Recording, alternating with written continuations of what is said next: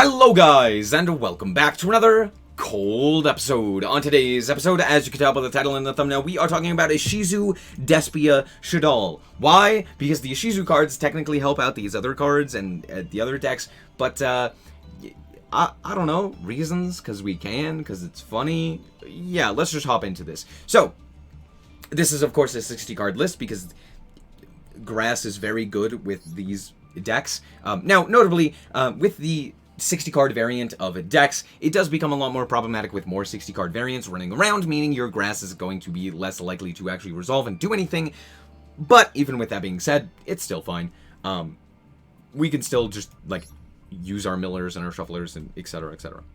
So let's quickly do the card by card, starting with the Shaddoll version, or the Shaddoll half of the deck, which is by far the stronger version of the deck and what's actually going to close out the games.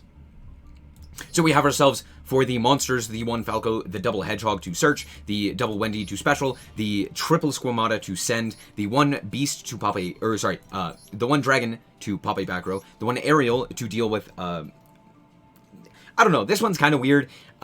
It's mostly used to banish things if, like, you activate, like, an Agito or a Kelbeck or something like that, and then you mill, and anyway, you banish things with this one, but honestly, it's not all that useful because of the shufflers in here as well. And then we have the double Beast to draw cards. We're also running, of course, the triple Shaddoll Fusion, the double L Shaddoll Fusion, and the one Shaddoll Schism. Schism is an absolutely insane card, but we have a lot of access to it, so we only are playing the one. For the branded stuff, we are playing the one Comedy because it comes up occasionally where you're able to get it into the graveyard and then protect one of your fusion monsters, and or just get it into the graveyard in order to proc its effects, like with the Shaddolls. We have ourselves the double Tragedy as well, for in case it gets milled. We also have the double Aluber, pretty standard there because we can only run two. We're running the one Dramaturg, the one Ad Libitum, and then of course we are running the one Dramaturg Theater, Despia Theater, the double Opening, and the one Branded in red. No, I'm not running Branded Fusion because that would add a lot more cards to the deck that we don't necessarily need, and yes, it would add some power level to it, but honestly, I want to play Shaddolls and not Branded. Moving on to the Ishizu part of the deck, we are playing the double Keldo, the triple Mundora, the double Kelbeck, and the double Agito, maxing out on all of these. In all honesty, you could probably give me all 12 of these, and I'd still probably play these ratios. Maybe I would cut down on the Mundora and play a second Keldo, because I think it's a little bit better being able to add another one. But other than that, like, yeah, I really wouldn't play more of the Millers. I just feel like we need more options from other things, but they're still very good. So there's that. Yeah, I think we all know what these do by this point, hopefully. As for the tech cards, we are running double Effect Veiler because that is a light to send off of our Shaddoll Fusion or El Shaddoll Fusion. We are playing the triple Maxi, obviously. We're also playing triple Herald of Orange Light because guess what? We're running a ton of fairies. Comedy, or all of the Despias are fairies, as well as all of the Ishizu cards are fairies. So like 99% of the time this is live. So that's nice. Although the rest of these are like Psychics and Spellcasters, but hey, this is still very good. We're also running the one Armageddon Knight, the triple Ash Blossom, the one Snow, in case it gets milled, and the one Nibiru. As for the spells, obviously that grass looks greener. Double triple Tactics Talents. This card is absolutely insane, but a lot of really good duelists are playing around this by shotgunning Maxi in the standby phase, so as to play around this. This card, however, is absolutely insane. Either drawing two, or more importantly, I think this effect, looking at your opponent's hand and choosing a card to shuffle it into the deck, is absolutely insane. There was a time, there was a game where I activated the triple tack to look at my opponent's hand, even though my hand was pretty lackluster, and it just entirely killed their hand, preventing them from basically playing the game. They had a Chaos Space in there and a Dragon, and I just shuffled away the Chaos Space, and now they can't play the game. And yeah, that ended up winning me the game. But they shotgunned the Maxi to play around, or not to play around the tactics, but when I activated the tactics, they activated it, and so I was like, okay, well at this point I'm not going to play the game, so let me look at your hand, rip a card out of it, now you don't get to play the game either. Obviously, the double Super Polymerization, the double Called By as well. As for the extra deck, we're running two of each of the El Shaddolls, except for Shekinaga. We're just running the one of those. We are running one Fusion Dragon, or Starving Venom Fusion Dragon. This card's insane. It just basically, it kills Splite boards, it kills like Dragon Link, it kills just about anything if you have Super Poly. Just being able to kind of get rid of 2 dark is really powerful. We have the Dragostapelia as well in case we want to deal with like 1 dark monster. We can go into Dragostapelia, which is also very good against like Splite. We have the 1 Q, we have the 1 Masquerade, we have 1 Guardian Chimera, and then we have a few Xyz because we do have a lot of level 4s in our deck. So we have the 1 Abyss Dweller and the 1 Dugaris. Dugaris is very good in 2 aspects. 1, you can use the draw effect in order to discard something for effect, meaning you can trigger things like Beast or Squamata to, you know, kind of get your combos going. Or you could also activate the main phase effect in order to special summon something from your grave, like an Aluber to get like a theater.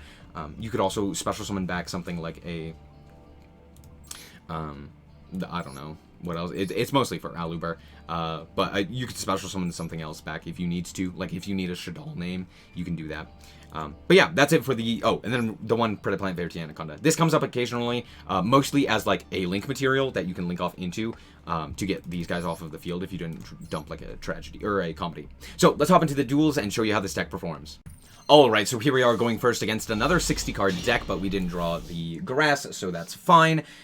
We did draw the Aluber as well, so we're going to start off with the Aluber, activate its effect in order to grab up the Theater, activate Theater, and Ghost Ogre comes out. Ghost Ogre is notably prevalent in the current meta, but yeah, not a whole lot that I can do about that. My opponent is going to activate their Maxi in response to the triple tactics, activating the effect to look at my opponent's hand, and yeah.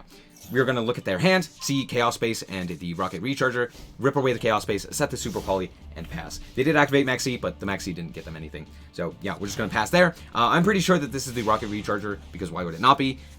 But yeah, they're just going to pass. I'm going to go into Snow here. We're going to activate, Xyz off into the Dugaris here. Activate the effect in order to draw 2. Well, turns out we can't.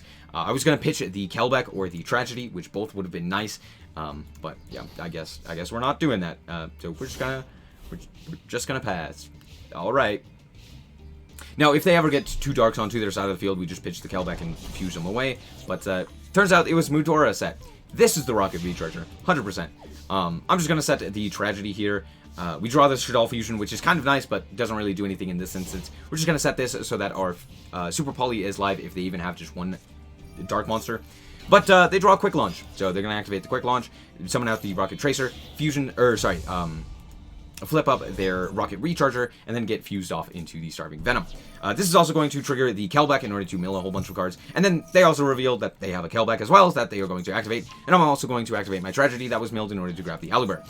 They also have Snow, which is, okay, that's fine by me, because I happen to mill both Shufflers. So I'm going to shuffle back 3 of their monsters, and instead of activating Snow again, they decided to just let it resolve. So,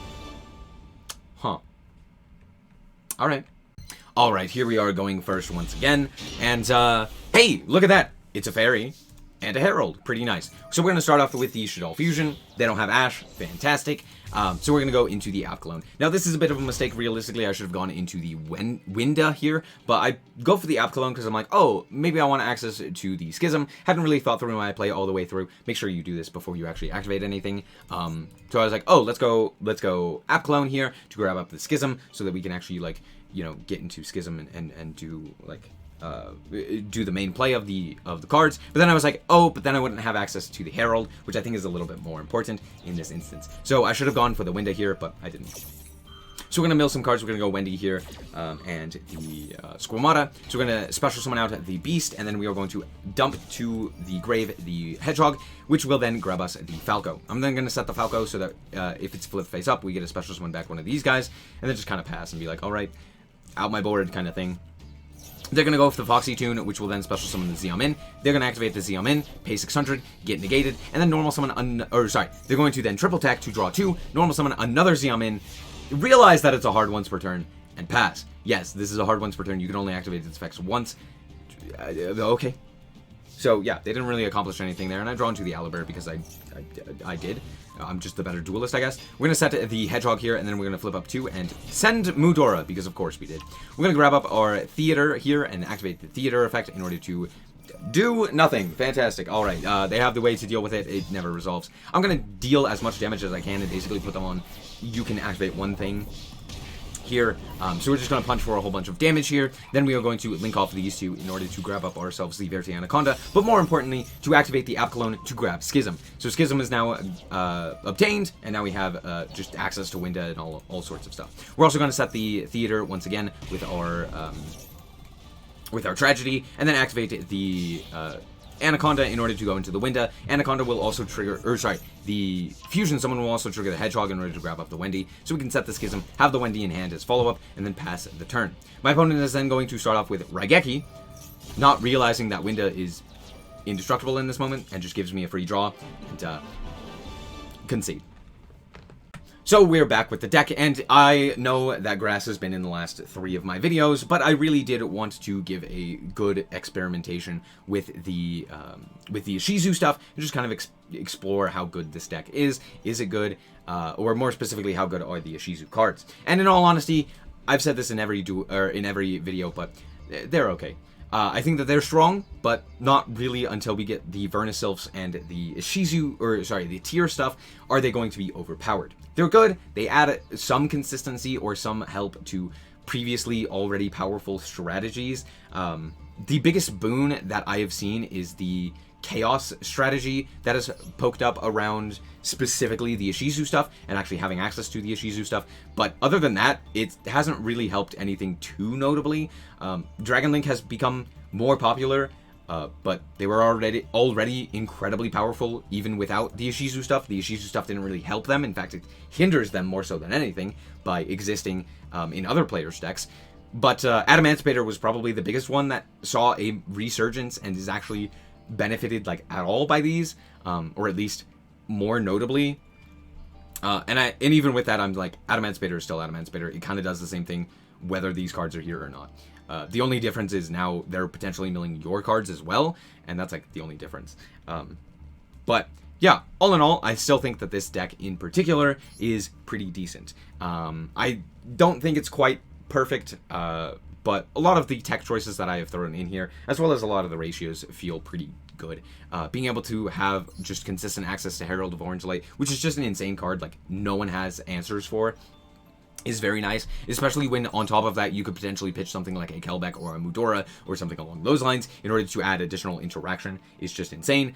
Snow is a card that exists for some reason and should totally be banned. Holy crap, ban this card. Please, thank you, Konami. But yeah, so many just insane synergies that happen to work well. You could add the branded stuff in and make it even more problematic by taking out like some of the Shaddoll stuff, or taking out some of the Ishizu stuff and making it really like a branded version, which is something we've already seen prior to the Ishizu stuff being absolutely powerful. Like 60 card branded Despia shenanigans is already known to be good. So yeah, anyway, thank you guys so much for watching. I hope that you guys did indeed enjoy it. If you did, I like it very much, so appreciate it. And if you want to check out more content like this as well as more Yu-Gi-Oh, then just be sure to subscribe. And thank you guys so much for watching, and remember to always stay frosty.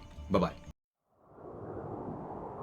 Shout out to the Frost Guard, my members. Thank you guys so much for the support, and I hope you enjoy the content.